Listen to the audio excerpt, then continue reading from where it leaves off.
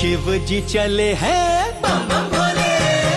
शिव जी चले हैं गौरी मैया को ब्याहने, शिव जी चले हैं गौरी मैया को ब्याहने, लेकर के बारात अपनी दुल्हन को ले आने, पर्वत पे माँ पार्वती संग दुनिया बसाने। शिव जी चले हैं बम बम भोले,